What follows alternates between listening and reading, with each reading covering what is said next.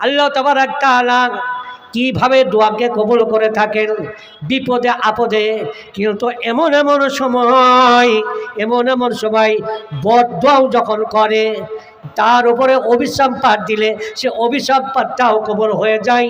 নেক দোয়া এবং বদ দোয়া দুটোই কবুল হয়ে যায়। যেমন একটা হাদিস আপনাদের সম্মুখে তুলে ধরছি। বিশ্বনবী জনাবে রাসূলুল্লাহ সাল্লাল্লাহু আলাইহি ওয়াসাল্লাম তিনি বলছেন, রাগেমা আনফুহু রাগেমা আনফুহু রাগেমা আনফুহু, এটা হলো বদদোয়া। ওই ব্যক্তির নাকটা ধুলাই দূষিত হয়ে যাক, সে ধ্বংস হয়ে যাক, সে বরবাদ হয়ে যাক। জনৈক ব্যক্তি উঠে বলছেন, কিলা মানে ইয়া রাসূলুল্লাহ, ওগো আল্লাহর নবী কার জন্য এরকম অভিশাপ দিচ্ছেন? বিশ্ব নবী আমার বলেন, ক্বাল মান আদরাকা ইনদাকাল কিবরা আহাদুহুমা আও কিলাহুমা সুম্মা লাম ইয়াদখুলিল জান্নাহ।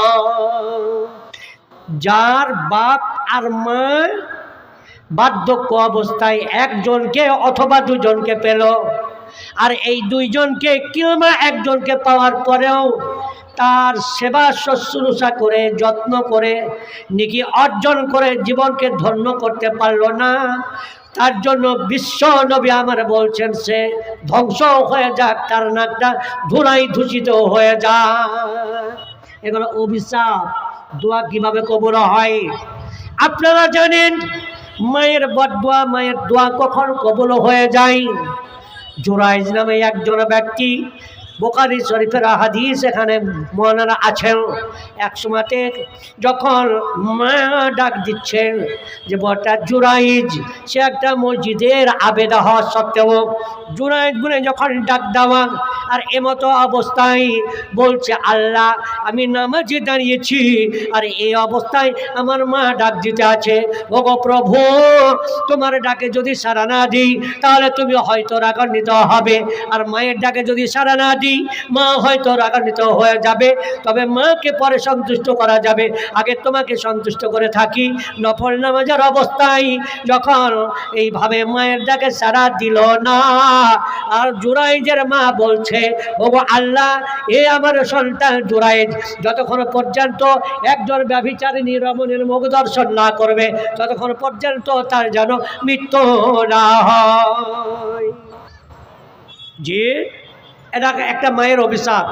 অনেক লম্বা চওড়া কথা বলতে যাচ্ছিলাম, যারা নেক দোয়া এবং বদ দোয়া অনেক সময়তে বলে থাকি, যখন ডাকান্বিত হয়ে যায়, রাগ যখন উঠে যায় নিজ সন্তানের প্রতি, তখন মা রাগান্বিত হয়ে বলে থাকে, ছেলেকে বলে, তুই রেলে কাটা পড়তে পারিস না, তোকে সাপে কাটে না, তুই ধ্বংস হয়ে যাস না, তোর উপরে বাদ পড়ে না, মাইগাল দেয় না, দেয় কি দেয় না? দেয় তো, অনেক সময় দিয়ে থাকে। আমার মা বোনেরা ও আমার ভাইয়েরা, মায়ের দোয়া আর বদ দোয়া দুটো একসঙ্গে পাশাপাশি দুটো বিষয় আপনাদের সম্মুখে তুলে ধরছি। যদি মা এরকম বদ দোয়া থাকে দিয়ে থাকে, জুরাইজের ওপরে অভিশাপ পড়ে গেল। ওই জুরাইজ সে মসজিদের একজন খাদেম হওয়া সত্ত্বেও একজন ব্যভিচারিণী রমণীর সঙ্গে দর্শন না হওয়া পর্যন্ত তার মৃত্যু না হয়, মায়ের অভিশাপ তার লেগে গিয়েছিল। কিন্তু পরক্ষণে আপনাকে একটা তার দৃষ্টান্ত দেখায়।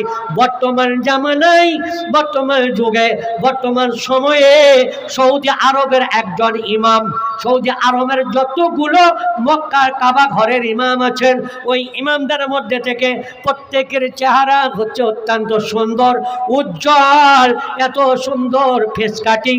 কিন্তু ওই ইমামদের মধ্যে থেকে একজন ইমাম আছেন যার এত কালো, নাইজেরিয়ার এত কালো ইমাম, সে চেহারা এত বিদঘুটে কালো।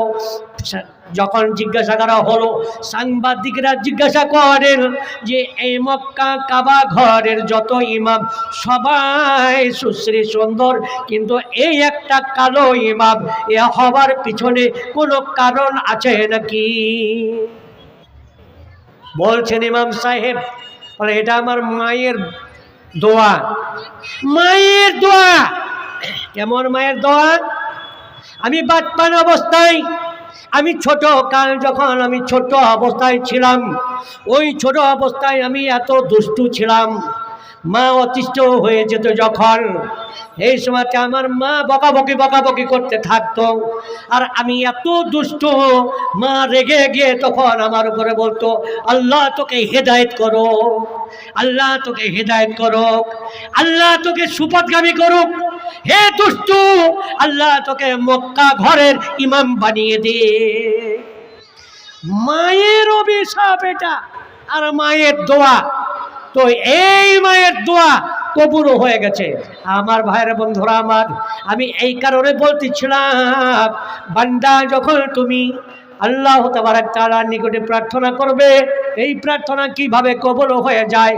ওয়াইজা সালাকা ইবাদি আন্নি ফাইন্নী কারিবুন উজিবুদ দাওয়াতাদ দাঈ, ওয়াইজা সালাকা ইবাদি আন্নি ফাইন্নী কারিব উজিবুদ দাওয়াতাদ দাঈ।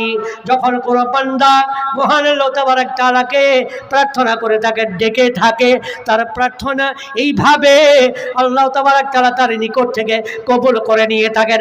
ও আমার মালুমগাছা গ্রামের ভাইয়েরা, ও আমার বোনেরা, তার একটা দৃষ্টান্ত দিয়ে আমি একবার হাতকে বাড়িয়ে দেব। বর্তমান যুগ, বর্তমান জামানা, বর্তমান সময়, এখন কিন্তু মানুষের মৃত্যু হচ্ছে এই অ্যাক্সিডেন্ট, হার্ট অ্যাটাক আর ক্যান্সার। কথাটা ঠিক বললাম ভুল? যে ক্যান্সার আর হার্ট অ্যাটাক আর অ্যাক্সিডেন্ট, এর মধ্যে মানুষের মৃত্যু হচ্ছে। বিছানায় পড়ে মানুষের মৃত্যু, রোগ হয়ে, কলেরা হয়ে, বসন্ত হয়ে, এ ধরনের মানুষের মৃত্যু খুবই কমই। কিন্তু আজকের গবেষকেরা বলছে 60% মানুষ ক্যান্সার রোগে আক্রান্ত হয়েছে।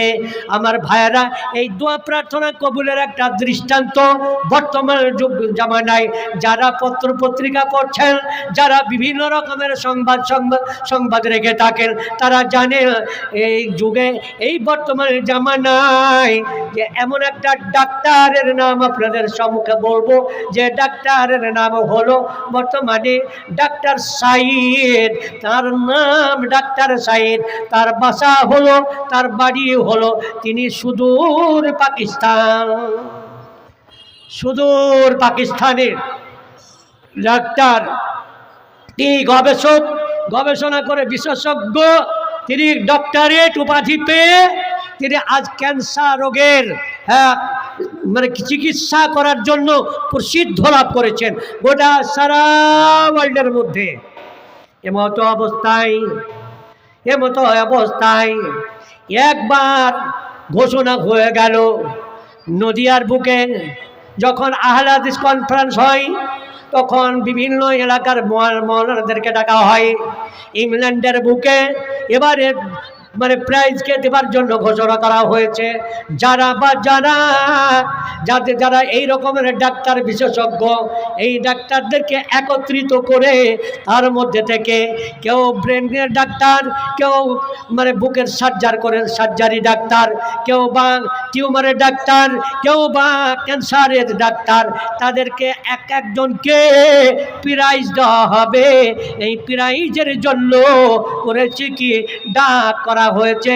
আর ইংল্যান্ডের ফিল্ডের মধ্যে তিনি সাইদ ডাক্তার, তিনি গিয়ে হাজির হবার জন্য তিনি একটা ফ্লাইটে অর্থাৎ বিমানে চড়লেন।